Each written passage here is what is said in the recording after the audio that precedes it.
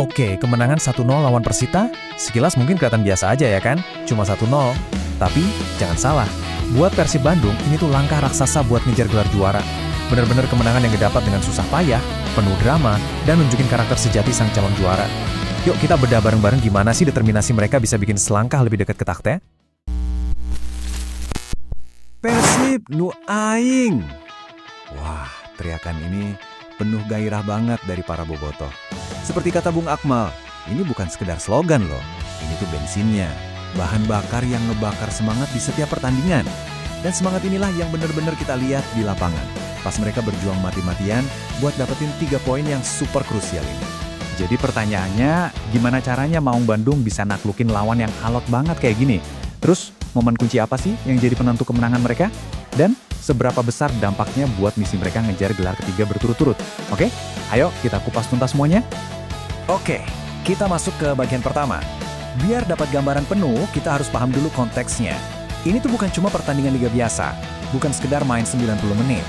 Di balik laga ini, ada pertaruhan gelar, ada gengsi, dan ada ujian mental yang sesungguhnya buat Persib. Nah, kita harus inget nih, Persita ini bukan tim sembarangan. Bung Akmal aja bilang mereka bukan lawan yang kaleng-kaleng. Dan faktanya emang gitu, mereka itu salah satu dari cuma 3 tim yang bisa ngalahin Persib di putaran pertama. Jadi ini bukan cuma soal 3 poin, ini juga soal balas dendam. Persib udah pasti tahu mereka harus berjuang abis-abisan di sini.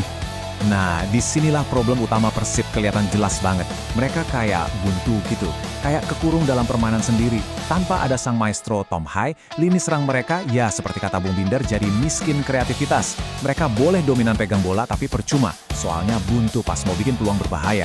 Ini benar-benar jadi ujian adaptasi taktik buat mereka. Ya kalau pertandingannya seketat ini kan seringkali cuma butuh satu momen aja buat mengubah segalanya. Nah sekarang mari kita lihat gimana kebuntuan ini akhirnya bisa pecah dan drama apa aja yang terjadi setelah itu. Setelah babak pertama yang benar-benar alot, akhirnya momen yang ditunggu-tunggu datang juga di menit ke-50. Lewat skema set piece yang cerdas banget, Andre Jung lompat lebih tinggi dari semuanya, sundulannya tajam, dan gol! Pecah telur. Kebuntuan pecah dan 1 gol ini akhirnya jadi penentu segalanya. Gara-gara penampilan heroiknya ini, dia langsung dapat julukan baru dari supporter. Bukan lagi Andre Jung, tapi Maung Jung. Keren banget kan? Ini benar-benar pengakuan atas perannya sebagai pahlawan. Si pemecah kebuntuan di momen-momen paling genting. Tapi drama nggak berhenti di situ. Coba lihat deh detailnya. Jelang akhir pertandingan, kiper Persita, Igor Rodriguez, ngelanggar Beckham Putra. Wasit ngecek VAR, dan keputusannya jelas, kartu merah. Dan yang bikin heboh, striker mereka, Hoki Caraka, terpaksa jadi kiper dadakan. Wah, ini momen yang langka banget, dan pastinya bikin tegang semua orang. Oke, kemenangan kayak gini itu bukan karena hoki semata ya. Ini adalah hasil dari sebuah formula yang konsisten. Terus apa sih sebenarnya resep rahasia di balik benteng pertahanan Persib yang kokoh banget ini? Nah, salah satu pilar utamanya, ya jelas, Stadion Gelora Bandung Lautan Api. Kata Bung Binder, GBLA itu udah jadi benteng yang absolut. Sulit banget ditembus lawan. Mereka jadi perkasa banget kalau main di depan puluhan ribu bobotoh. Dan angka ini jadi bukti nyatanya.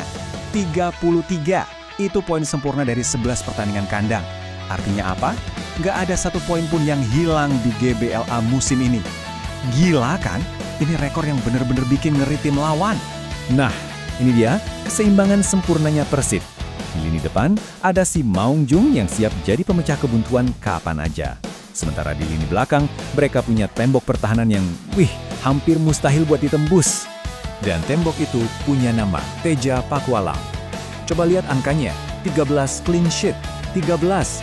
Itu artinya, dalam 13 pertandingan, gawangnya sama sekali nggak kebobolan. Ini catatan terbanyak di Liga loh. Bukti nyata betapa vitalnya peran dia buat pertahanan Persib.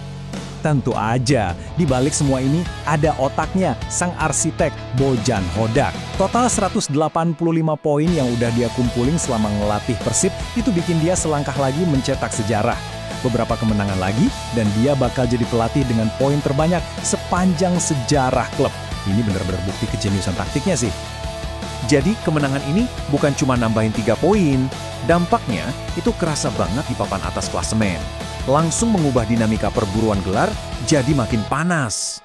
Ada istilah dari Bung Binder yang pas banget buat ngegambarin posisi Persib sekarang, makin menggigil di puncak. Keren ya?